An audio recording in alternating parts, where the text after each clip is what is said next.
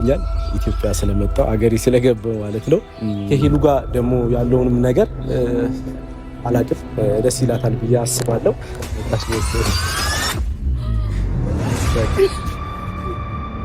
እንዴት ነሽ? ሰላም ነው? ትንሽ ደብሯታል እና ተኝታለች ምናምን። ምናልባት አንተ ስታይ ምን እንደሚሰማት አላውቅም። እኔ እንዲህ የደነገጥኩ እሷ ስታይ እኔ እንጃ፣ እኔ ማሰብ ይከብደኛል ከምር። ተረጋጊና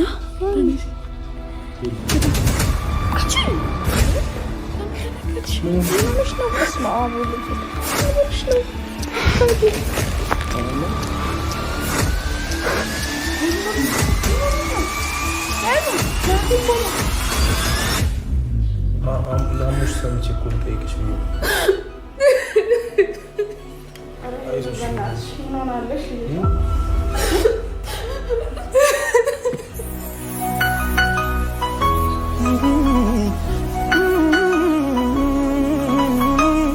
ለምንድን ነው በስርዓት ማታስተናግጂው? ምን ሆነሻል?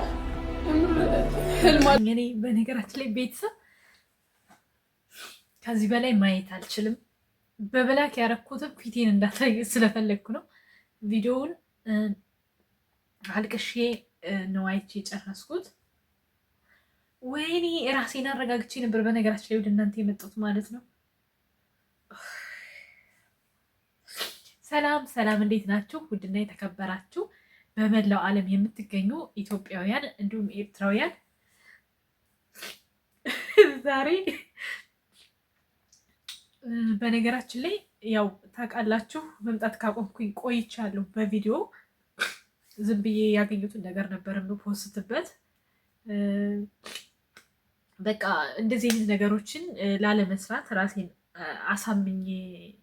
አሳምኛም ነበርና በቃ ይህን ቪዲዮ ሳይ አልቻልኩም፣ የምር አልቻልኩም። በቃ ድንገት ስልኬን ስከፍት እንኳን አይደለም ሄሉ እኔ ራሴ ፌንት በልቻለሁ ማለት ትችላላችሁ። የምር የሆነ በቃ እንዴት ብቻ እግዚአብሔር ይመስገን። ላይክ እና ሼር ሰብስክራይብ አድርጉ። አላቅም ብቻ ሼር እያደረጋችሁ የሄሉ ደስታ የሚያስደስታችሁ በሙሉ ይህን ቪዲዮ በደንብ ቫይራሉ እንዲወጣና እንዲሁም ደግሞ በኮሜንታችሁ ለሁለቱም ገንቢና ጥሩ ድጋፍ እንድሰጧቸው ስል በትህትና ጠይቃለሁ። ምክንያቱም ኮሜንት ይሰብራል፣ ኮሜንት ይጠግናል። እነዚህ ልጆች በቃ ጅማሬውን ይዘውታል። እግዚአብሔር ይመስገን። ለብዙዎቻችሁ ዱብዳ እንደሚሆንባችሁ ተስፋ አረጋለሁኝ፣ አምናለሁኝ። ምክንያቱም ማንም አላሰበም ናቲ በዚህ ሰዓት ሀገር ይገባል ብሎ ያሰበ ሰው የለም። አንቺ ጠንቋይ ነሽ። ሰሞኑን ፎቶቸውን እኔ ያው ቲክቶክ ላይ ብዙም እንደዚህ ፎቶ ፖስት ምናምን አልወድም እና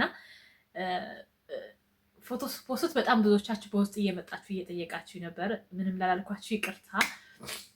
ምክንያቱም እንደዚህ እንድናየው ስለምፈልግም ነው። ማለት አንዳንድ ጊዜ የሚሆንን ነገር ወይም ደግሞ የተሰማችሁን ስሜት ቀድማችሁ ለሰው ስትናገሩ ብዙ መሰናክሎች ይገጥማሉ። ሲቀጥል ደግሞ ራሴን ላረጋጋ። ወይኔ ሳምሪ ድምፅሽ ራስኩ ተቀያየረ። በዚህ አጋጣሚ መጀመሪያ አንድ ነገር ልናገር። በጣም ሆንኩባችሁ ዛሬ ተውኝ። እንግዲህ ቪዲዮ ጀምሬ እስከምጨርስ ድረስ እያለቀስኩ ነው ያየሁት። እውነት ለመናገር በህይወት እኔ ለዩቲዩበሮች እንደዚህ ተንሰፍስፌም እንደዚህም ሆኜላቸው አላቅም። የብዙዎች ዩቲዩበሮች እናውቃለን አይደለ? ግን እኔ ለሄሉና ለናቲ እንደዚህ በቀላሉ ልገልጽላችሁ የሚችለው ስሜት አይደለም ያለኝ እና ብቻ የሄሉን ደስታ ስለምፈልግ ነው። ናቲ በነገራችን ላይ ወንድ ነው፣ ምንም ማለት አይደለም። ወንድ ልጅ ቢጎዳም ለጊዜው ምንም ነገር ማድረግ ይችላል።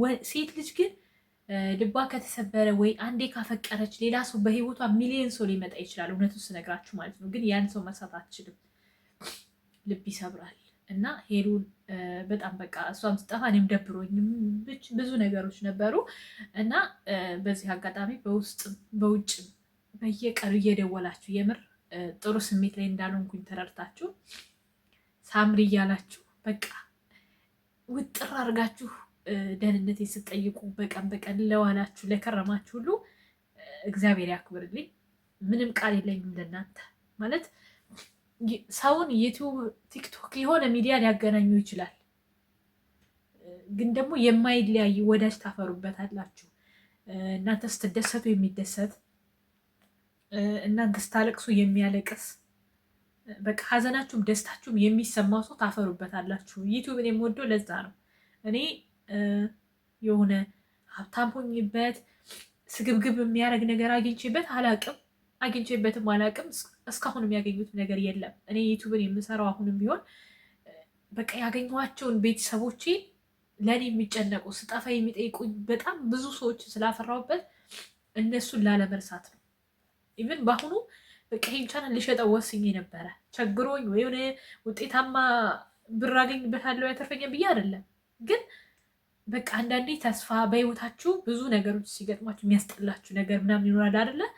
በቃ እንደዛ ሲሆን በቃ ልሽጠው ብዬ ወስኜ እንደገና ብዙ አይቼበታለሁ፣ ብዙ ሰዎችን አግኝቼበታለሁ፣ ብዙ መጥፎ ነገር ጥሩ ነገር አይቼበታለሁ። ይሄን ቻናል ቢሳካም ባይሳካም በህይወት እስካለው ድረስ ከኔ ጋር መቆየት አለበት ብዬ እንደገና ተውኩት እና ሁላችሁንም በጣም ነው የማመሰግነው። እግዚአብሔር ያክብርልኝ። በቃ እግዚአብሔር ያክብርልኝ። በቤታችሁ ምንም ክፉ ነገር አይምጣ። ቤተሰቦቻችሁን ፈጣሪ ይጠብቅላችሁ እና እንግዲህ ዛሬ ይኸው በስርዓት በደስታ ወደ እናንተ መጥቻለሁ። የደስታ እንባ ነው ያለቀስኩትኝ። ይቅርታ አድርጉልኝ። በማልቀስ የምትረበሹ ብዙ ሰዎች እንዳላችሁ አውቃለሁ እና ብቻ ቃል የለኝም። ቪዲዮ መስራት አቃተኝ እውነቱን ስነግራችሁ ማለት ነው። ግን እግዚአብሔር ይመስገን ስለ ሁሉም ነገር። ሄሉ ላይ የነበረውን ስሜት አይታችኋል ቪዲዮ ላይ። ምክንያቱም ዱብዳ ነው አይደለም። እሷ ለእኔ ይሄን ያክል ስሜት ከተሰማኝ ለእሷ ደግሞ ምን ያህል ስሜት እንደሚኖረው እኔ አልነግራችሁም። በተለይ ሴት ልጅ በተሰበረችበት ሰዓት የራስ የምትለው ሰው ከጎኗ ሲሆን እንደዚህ ቀላል አይደለም እና በጣም ነው ደስ ያለኝ። በቃ የተደበላለቀ ስሜት ታውቃላችሁ። ማልቀስም መሳቅም የምትፈልጉበት አጋጣሚ ገጥሟቸው ያውቅም። እንደዚህ አይነት ስሜት ነው የተሰማኝ። በቃ እግዚአብሔር መልካም ነው። ሁሉን ነገር የሚያደርገው ለበጎ ነው። የእውነት እንደዚህ በቀላሉ ልነግራችሁ የምችለው ስሜት አይደለም እኔ የተሰማኝ።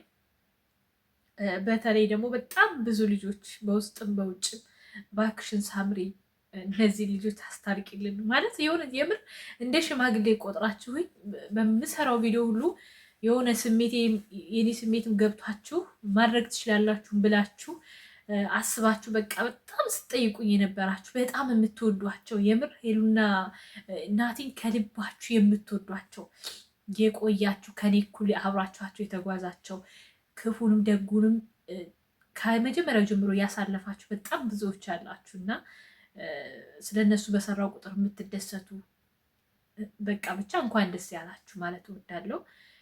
የሰው ደስታ የማያስደስተው ሰይጣን ብቻ ነው። ሄሉ ደግሞ በዚህ ሰዓት ያለችበትን ሁኔታ እንግዲህ እንደምታዩት ነው።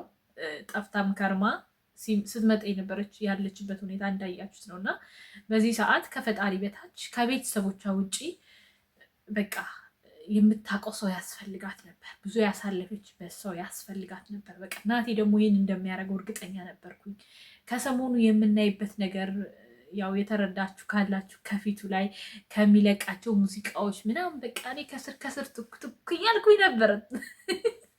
ቲክቶክ የምትጠቀሙ ያው ታውቃላችሁ ብዬ አስባለሁ፣ ታያላችሁ። እና በዚህ አጋጣሚ አሁን ጎዶሎ ነው ገና አልሞላም። ነገሮች ተስተካክለው ደግሞ እነ ትክክሎች ወይም ደግሞ እሱ ናቲ እንደሌላ ወንድ አይደለም። በነገራችን ላይ ለዝና ብሎ የሚያሳየው ነገር የለም፣ ወይም ደግሞ ለዝና ለቪዲዮ ብሎ የሚያደርጋቸው ድራማዎች የሉትም። ሪል ህይወቱን ነው እያመጣ የሚያሳየን ይብን እና በሱ ፎቶ ዘፈን በለቀቀ ቁጥር የመጡትን እና የሄዱትን ወንዶች ሁሉ እየፖሰታችሁ ልጁን የምትረብሹ በጣም ብዙ ነበራችሁ እና ሳቄ ነበር የሚመጣው እኔ። ምክንያቱም አንዳንድ ጊዜ በሰው ህይወት ጣልቃ አትግቡ። ጣልቃ ባትገቡ ጥሩ ነው። የራሳችሁን ህይወት መኖር ብትችሉ ደስ ይላል። ግን ልጁ ሁሌ እንደምለው በኮሜንት የኔ ወንድም ናቲሻዬ፣ የኔ ጸባይ ሰናይ፣ የኔ በዘምታው ሰው ጎዳይ፣ እውነቴን ነው ጀግናው የሄሉዬ ንጹህ አፍቃሪ። አዎ በቃ በምንም ቃላት ሊገልጽህ አልችልም ወንድሜ። ይችን ቀን እንደምታደርጋት ይችን ነገር እንደምታደርጋት አቅ ነበረ፣ የእውነት አቅ ነበር እና ግን እንደዚህ ቅርብ ይላል ብዬ አላሰብኩም ነበረ። ብቻ እግዚአብሔር ይመስገን ቅርብ ሆኖ ስላየሁት። ጥምቀትን እንደ ድሯቸው ታስታውሳላችሁ? እንደከፈቱ ጥምቀትን ያሳለፉበትን እንትኑን ፎቶ ማስገባት ከቻልኩ ላስገባው እችላለሁ። ግን ሀበሻ ቀሚስ ማች ለብሰው በሰማያዊ ከለር እሱን አስታውሱና አሁን ጥምቀትን በደንብ በዚህ መልኩ እንደሚያሳልፉልን አምናለሁ። ሎሚም እንደምትወረውርባት ተስፋ አደርጋለሁ። ብቻ ግን በጣም ደስ ብሎኛል ቤተሰቦቼ። ዛሬ በዚህ ስሜት ባልመጣ ደስ ይለኝ ነበረ፣ ግን በቃ ስላልቻልኩኝ ነው። የውስጣችሁ ስሜት ድብልቅልቅ ብሎ ሲወጣ የምትናገሩት ነገር የሚያጥራቸዋልና በህይወቴ እንደዚህ ሆኜ አላውቅም። ወደፊትም መሆን አይመስለኝም። በቃ የሄሉን የምር እኔ ሄሉን እንደ ታናሽ እህቴ ነው በቃ ማያት ስፍስፍ ምልላት ምናምን እና ለዛም ሊሆን ይችላል።